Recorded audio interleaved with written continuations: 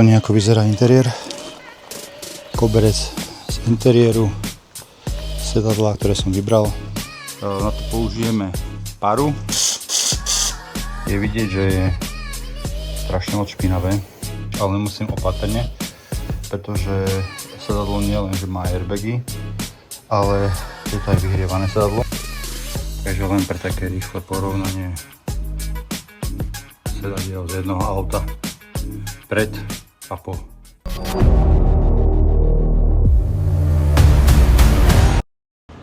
Čaute, ja vás zdravím do nového videa, kde sa budeme ďalej venovať Fabii. Dneska idem vybrať interiér a odvezem ho ku mne domov, kde ho v garáži budem dávať do nejakého stavu použiteľného. Je tam celkom dosť roboty, takže môžeme sa pomaličky pustiť do práce. Tak začneme interiérom. Tak ako som povedal, sedačky vytiahneme von, prevezeme ich ku mne do garáže a budeme sa im venovať u mňa doma, pretože tu sa bude auto pripravovať na lakovanie. Všetko toto z interiéru musí ísť von najskôr, potom vyberieme sedačky a rád by som vybral aj koberce. Môžeme sa pustiť do práce.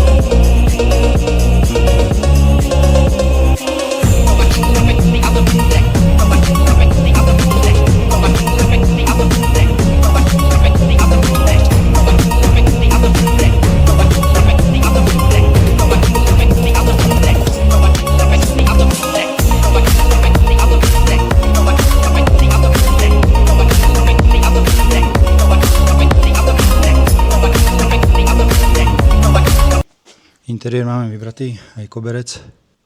Vyberiem ešte túto protihlukovú vložku. Malo by to ísť bez problémov.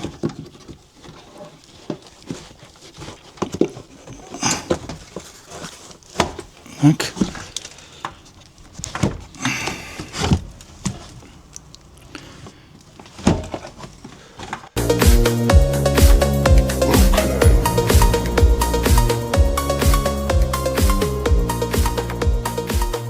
Vložka je vonku. No, není vonku. Musím ho nechať takto, jak je, z toho dôvodu, že tu je akási grécia jednotka, pod ktorou to je tiež dané. Demontovať ju nebudem zbytočne. Chcel som vám aj tak iba ukázať, že ako to vyzerá pod tou vložkou.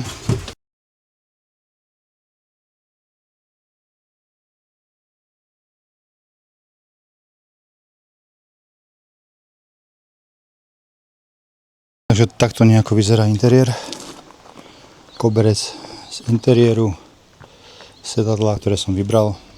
Takže idem ich naložiť do auta a ten spodok najskôr čistíme, potom vrátime naspäť tú vložku, koberec doma vytepujem a až potom ho tam samozrejme dám, aby bol čistý. Z interiéru to bude asi dneska všetko. Počkáme ešte na Šreka a ideme brúsiť a pripravovať na lakovanie. Auto sa potom odvezie do lakovne, kde sa bude striekať.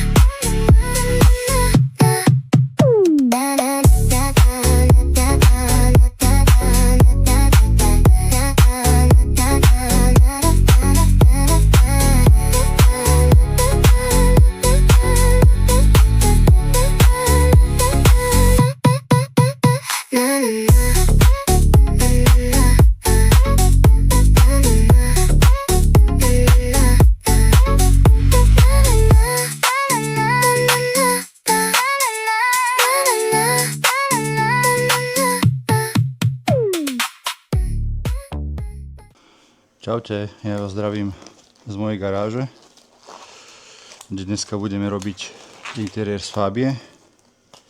Doviezol som si ho domov a dneska sa ho pokúsime nejak oživiť. Vytepujeme, vyčistíme, dáme ho nejak dokopy.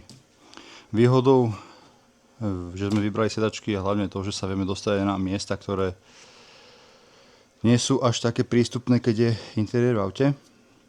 Takže vyčistíme hlavne aj spodok, kolajničky a priestory pod sedačkou. Takže na to použijeme paru a môžeme sa pomaličky pustiť do toho.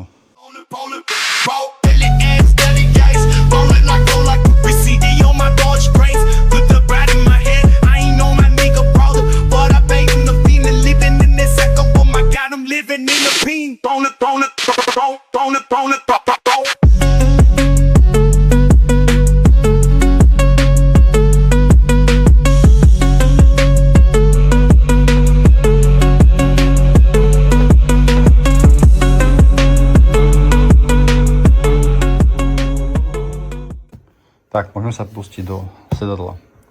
Je vidieť, že je strašne moc špinavé. Ja si osobne myslím, že to není niečo, čo narúša tú látku, ale že to je niečo povrchové, takže by to malo ísť vytepovať.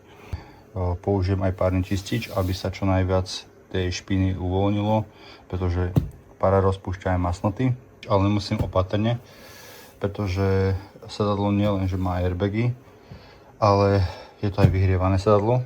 Takže najskôr si sedadlo povysávame, potom párnym čističom, a potom by sa nám malo lepšie aj tepovať, takže výsledok by mal byť o niečo lepší. Tak môžeme sa pustiť do práce.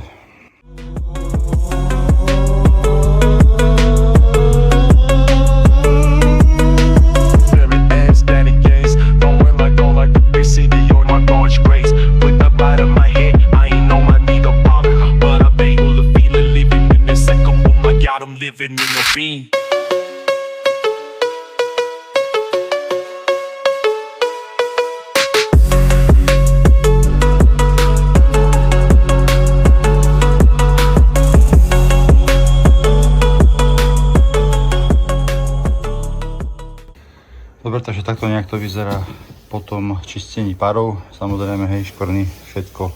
Ešte to stále je, takže ďalším krokom bude, použijem Polestar, ktorý som si extra nariadil presne na tento interiér, takže viacej Polestaru ako vody. Nanesiem, počkám, vykefujem celé sedadlo, môžem začať tepovať.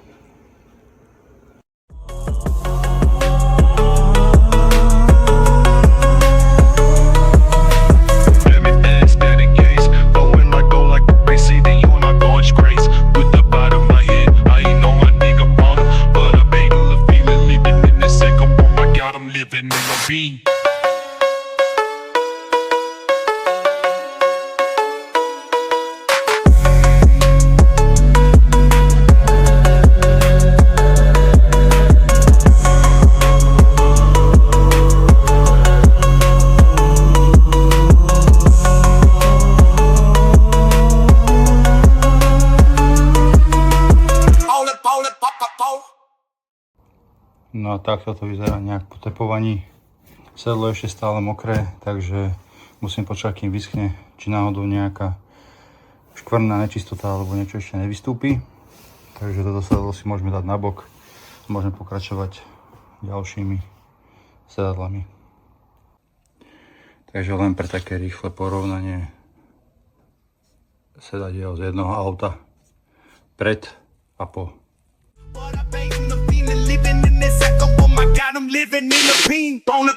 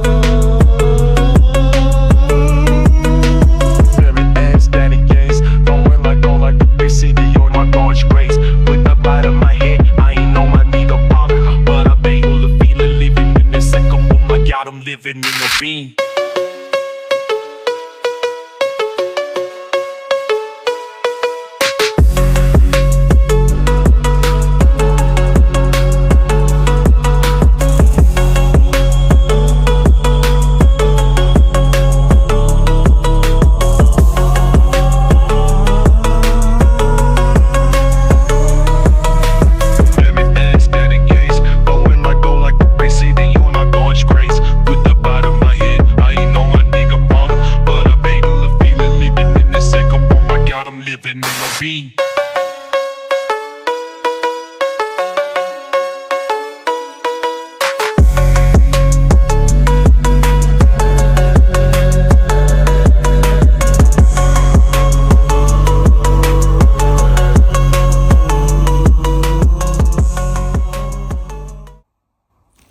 Takže super, máme hotové aj druhé sedadlo. Takže sa pustíme do koberca. Najprv ho vapkou musím dať nejak dokopy. Však posúďte sami. Takže toto nejak musím vyvapkovať a musím počkať, kým to trošku vyschne, aby som mohol začať tepovať. Aby som vedel, že teda čo zostalo, aká špina. Takže idem sa do toho pustiť.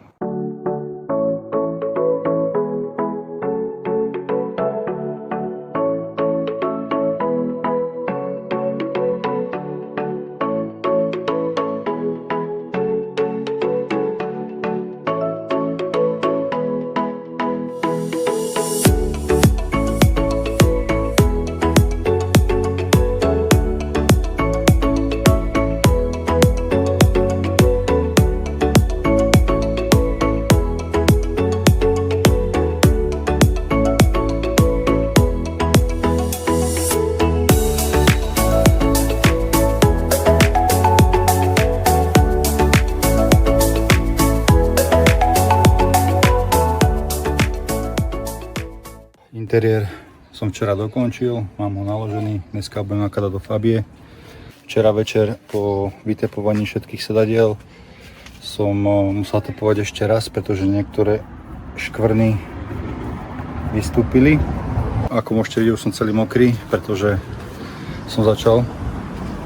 Vyčistil som plasty, budem tam vkladať naspäť sedačky.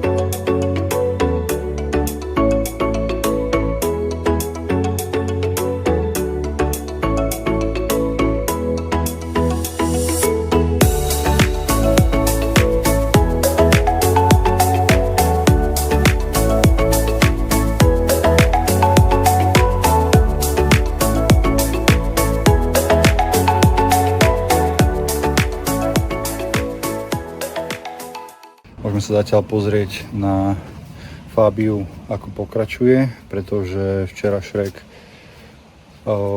brúsil a gitoval, takže môžeme sa na to pozrieť. Kapota je vybrúsená celá. Jeden zadný lem, druhý zadný lem, 5. dvere, nárazník, predný nárazník. Začalo sa pracovať aj na svetlách. Zatiaľ sa objednávalo aj kopa náhradných dielov, ktoré sa budú meniť. Takže čakáme aj na tie náhradné diely. Takže interiér sme vrátili do pôvodného stavu, teda dúfam, že do lepšieho stavu. Sedačky sú späť, koberec je naspäť, koberčeky tiež. Teraz Shrek bude pripravovať ďalej na lakovanie. My sa vlastne uvidíme, až keď bude sa kompletovať exteriér a bude sa leštiť. A to bude asi na dnes aj všetko.